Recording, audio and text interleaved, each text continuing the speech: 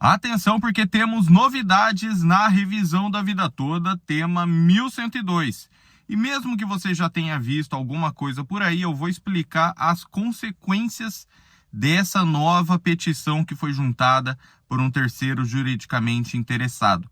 Então, se você ainda não entrou com a sua revisão da vida toda ou não entrou com outras revisões possíveis, que não precisa esperar o STF, não vão atrapalhar a sua revisão da vida toda, então peça a sua análise completa por menos de um salário mínimo. Você já pode mudar de vida e ainda receber esse valor no primeiro pagamento. É bom demais, né? Então, WhatsApp 44998683378 ou clica no link do comentário fixado.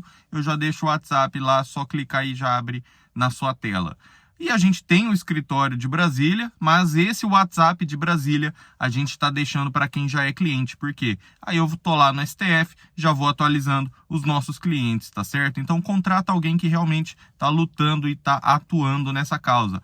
Ou outro advogado que você conheça. E boa sorte e vamos juntos, pessoal. Essa petição aqui juntada pelo doutor Ney Almeida Magalhães, ele que é aposentado, geólogo e advogado. Olha aí, pessoal, juntando aqui a petição na qualidade de terceiro juridicamente interessado.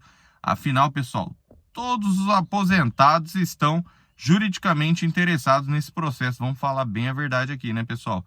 Ele já se manifestou em algumas vezes nesse processo. E eu vamos seguir a petição e aí eu já falo se vai ser analisado ou não, o que pode acontecer com a suspensão dos processos, beleza? Bom, ele fala que nessa data são passados 47 dias do pedido de vista, apresentado em 15/8, pelo excelentíssimo ministro Cristiano Zanin. Aí ele retirou de pauta e já são 58 dias que o ministro Alexandre de Moraes determinou a suspensão de todos os processos sobre a revisão da vida toda. Até que data? Data da publicação da ata de julgamento dos embargos de declaração. Então, os embargos vão ter que ser julgados e ainda aguardar a publicação dessa ata de julgamento, pessoal. Só que essa suspensão pode cair por terra muito antes. Com certeza, não existe hoje, nessa Suprema Corte, nenhum processo tramitando com o alcance social do tema 1102, de cuja decisão, sem contar os inúmeros beneficiários já falecidos, dependem aposentados com idade avançada, que, por muitos anos e mensalmente, efetuaram elevados recolhimentos para a Previdência Social, visando na velhice receberem benefícios previdenciários que lhe proporcionassem conforto. Mas que, em decorrência do confisco promovido pela Lei 9.876, são obrigados a recorrer à ajuda de familiares ou terceiros, ou a se manter no mercado de trabalho, de forma a prover os recursos básicos para o seu sustento. O tema 1102 foi exaustivamente discutido nessa Suprema Corte, e as considerações apresentadas pelo INSS nos embargos de declaração estão de forma perfeita modulados no voto apresentado por Vossa Excelência e complementados na divergência apresentada pela excelentíssima ministra Rosa Weber, restando pouco ou nada significativo a ser acrescentado no voto a ser proferido pelo excelentíssimo ministro Cristiano Zanin, autor do pedido de vista. Em resumo, o único beneficiado com esse pedido de vista foi o INSS, o qual protela mais uma vez o início do pagamento dos valores devidos em decorrência da decisão do tema 1102. Considerando-se que a suspensão de todos os processos determinado por Vossa Excelência atingiu processos que não são afetados por considerações contidas nos embargos de declaração em pauta, seria medida de enorme alcance social e justiça o cancelamento da suspensão, acompanhado de instruções aos magistrados dos tribunais, onde os processos se encontram suspensos, para avaliar a necessidade de aguardar a decisão dos embargos de declaração ou dar andamento no cumprimento da decisão proferida em dezembro passado no tema 1102. Os aposentados prejudicados aguardam sua pronta decisão. Essa aqui, então, é a petição, pessoal.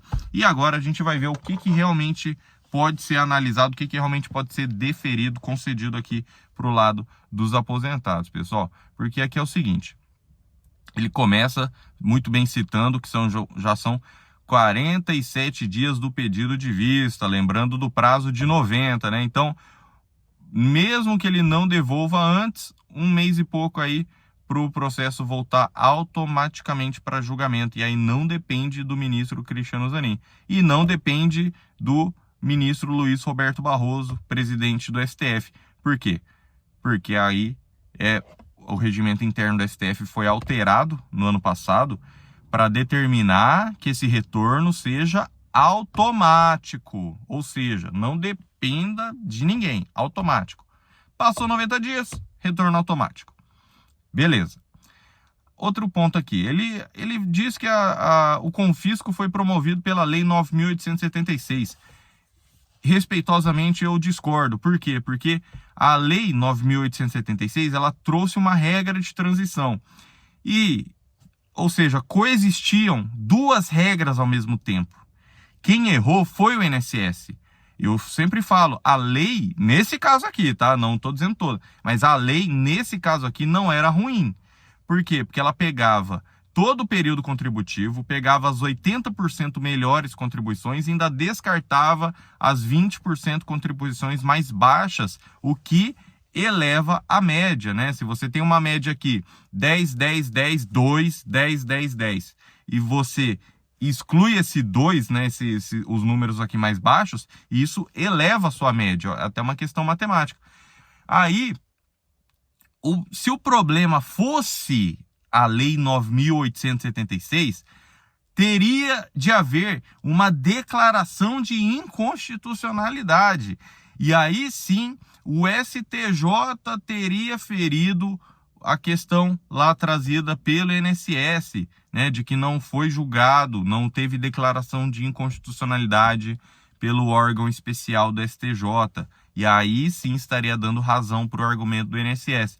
Mas os próprios ministros do STF, eu estava lá, pessoal, poucos metros, e o ministro Ricardo Lewandowski, antes mesmo que o Luiz Fux e o Barroso continuassem a discussão sobre esse tema, o ministro Ricardo Lewandowski, ele interrompeu os 2 ministros e bravamente falou, olha, é o seguinte, não houve declaração de inconstitucionalidade. Ou seja, pessoal, assim, não estou defendendo todas as leis do Brasil, mas eu estou dizendo que nesse caso coexistiam 2 regras. Uma regra definitiva, uma regra de transição. E quem errou não foi a lei, nesse caso aqui, tá?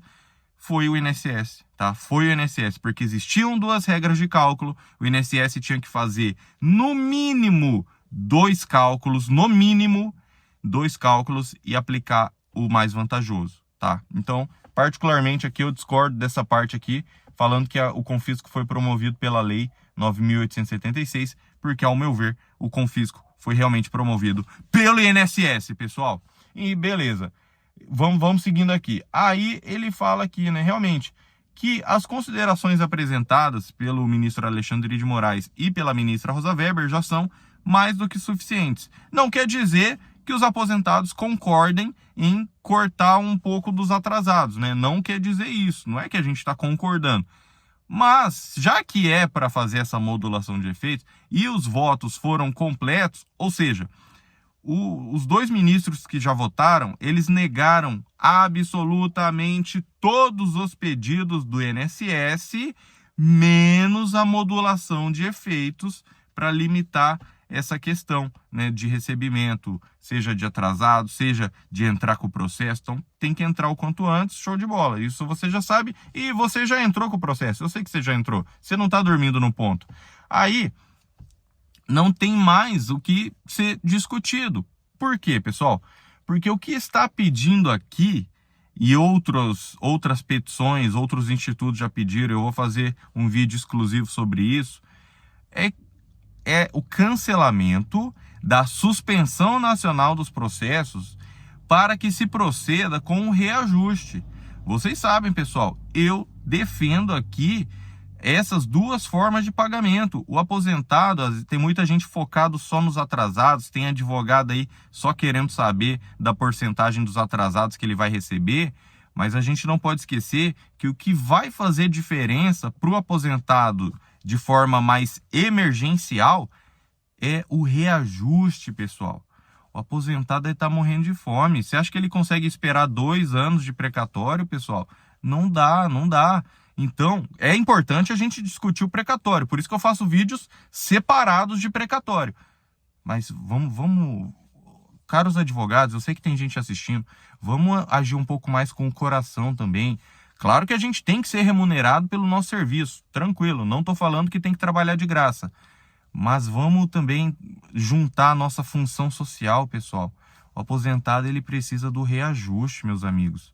O reajuste é o que vai fazer diferença. Então, olha, quando eu abro o WhatsApp do escritório, eu recebo as mensagens: doutor, já estou indo para o 2º mês de reajuste, já estou indo para o 3º mês de reajuste, que foram as decisões que nós obtivemos antes da suspensão dos processos. Eu fico muito feliz. E essas decisões foram mantidas. Por quê? A suspensão nacional dos processos, ela não determinou o cancelamento das tutelas que nós já obtivemos no Brasil inteiro. Nosso escritório tem mais de 11 anos de advocacia, sem nenhuma reclamação ou advertência na OAB.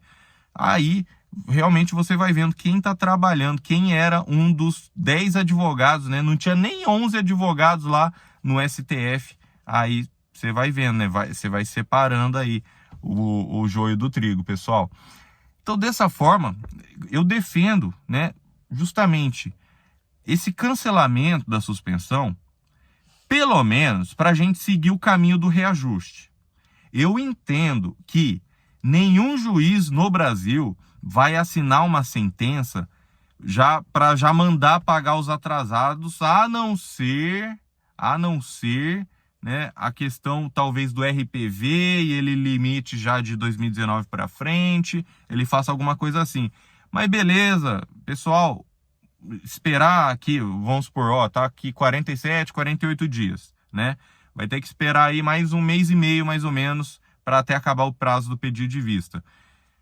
Pessoal, eu tenho certeza que o aposentado consegue esperar um pouquinho. Não deveria esperar, porque, dezembro de 2022 foi a decisão, né? Mas diante do cenário atual, eu tô falando.